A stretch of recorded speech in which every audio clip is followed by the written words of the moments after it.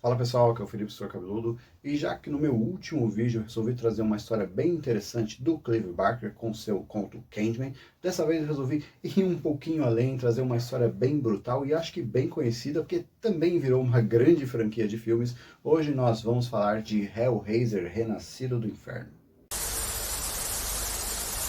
Frank é um homem já cansado dos prazeres do mundo, ele já acha que experimentou tudo que se possa imaginar nesse sentido de prazer e está realmente muito cansado da vida que está levando. Então ele busca um objeto que dizem que pode levar a um êxtase, né? a um universo de prazeres desconhecido para quase todos os homens.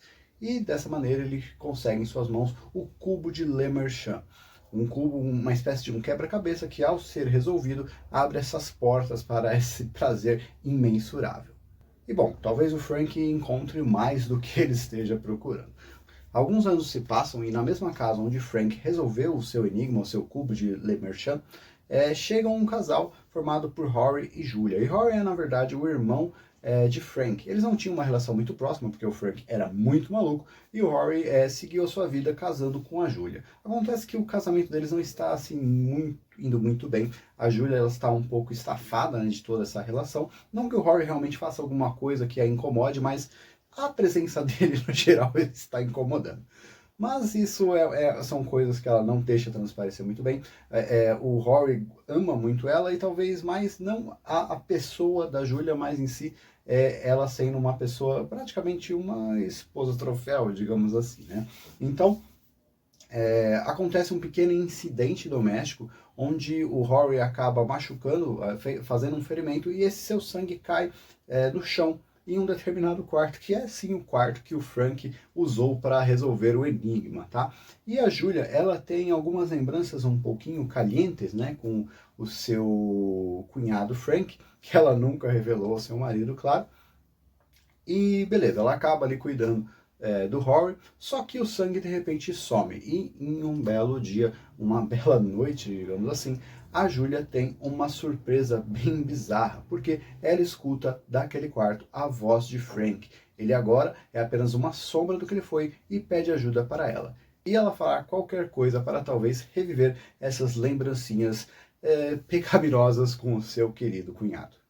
Como é um conto bem curto, eu acho que não vale a pena entrar mais em detalhes para não estragar a sua experiência. Mas você já pode imaginar que esse triângulo amoroso não vai dar bom, né? Realmente alguma coisa de ruim vai acontecer. E o Clive Barker está com a corda toda em Hellraiser, tá? É um livro que ele tem muitas cenas violentas, muitas cenas brutais. Então, talvez para estômagos mais fracos não seja interessante. Tem algumas coisas bem nojentas e grotescas, vou ser bem sincero. Mas ele nos brinda com personagens bem interessantes e com uma categoria de personagens que são os cenobitas, tá? Que é essa figura, principalmente nos cinemas, trazida pelo Pinhead, né? Aquele espécie de demônio com os pregos na cabeça, com os alfinetes na cabeça. E eles saíram desse livro aqui, né? Mas é uma história que ela é interessante, nenhum dos nossos personagens são lá muito confiáveis, são lá pessoas muito de bem. Nós temos aí, né? Um irmão maluco, uma esposa que fez bosta, né?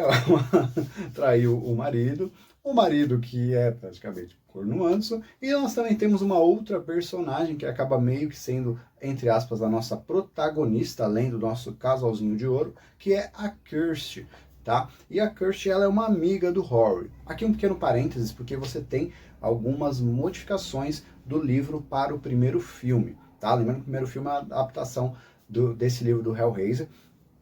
E no filme, a Kirsty, ela é na verdade uma filha do Rory. O Rory até tem outro nome, que eu não me lembro agora.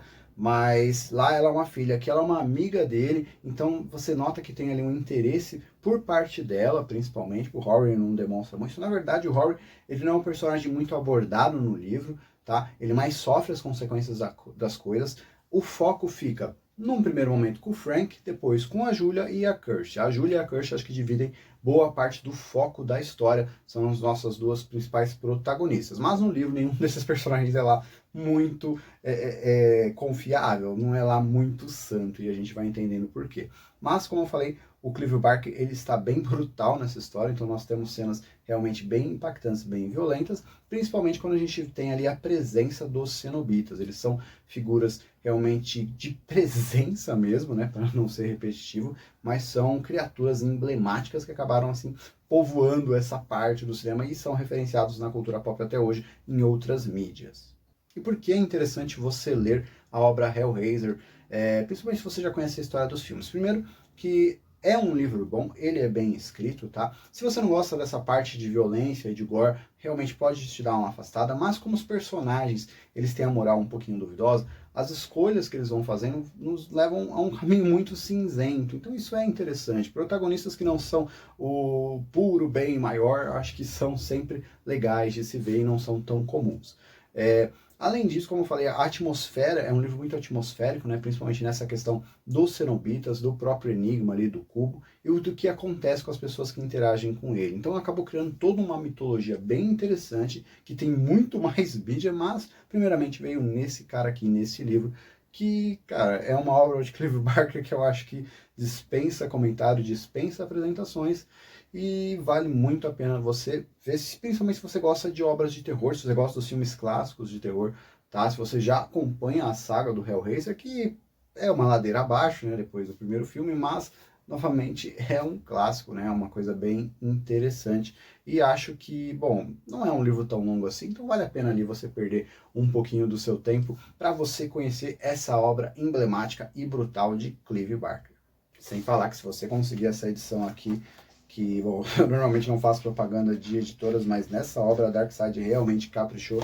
É uma obra graficamente muito bonita, com ilustrações, com um acabamento bem bacana, tá? Realmente é uma edição que ela está bem à altura da obra, do texto em si, que não é sempre que a gente vai ver nas obras escolhidas pela editora da Caveira, e talvez em futuros vídeos eu trago uma ou duas obras assim que eu não gostei. Não a parte gráfica geralmente é muito boa, mas às vezes nós escolhemos as coisas mais pelo hype do que pelo texto. E já que nesse vídeo eu falei de personagens com escolhas duvidosas, caminhos meio cinzentos, eu quero recomendar para vocês o meu livro Um Dia Após Outro, um terror pós-apocalíptico, onde nós acompanhamos um jovem caminhando aqui no Brasil, mais especificamente em São Paulo, tá? Sobrevivendo em um apocalipse zumbi. Então, é um personagem que perdeu toda a sua motivação, todas as coisas que o faziam acordar, mas ele segue vivo e segue lutando pela sua sobrevivência, tá? Então essa minha história você vai encontrar no meu link, tá? No meu perfil de escritor lá da Amazon, apenas no formato e-book por enquanto. Então vai lá, você pode conferir minhas outras obras e acho que alguma vai ser do seu interesse. Então é isso, pessoal, trazendo mais uma obra do Clive Barker, né? Tem muita coisa dele para eu ler e futuramente trazer aqui para o canal, mas por enquanto temos aí duas obras bem interessantes. Lembrando que você pode ver todas as minhas reviews aqui, acho que já tem bastante conteúdo no canal, mas enquanto isso, comenta esse vídeo, curte e compartilha para também ajudar o meu canal a crescer. Então, nos vemos em breve, até a próxima.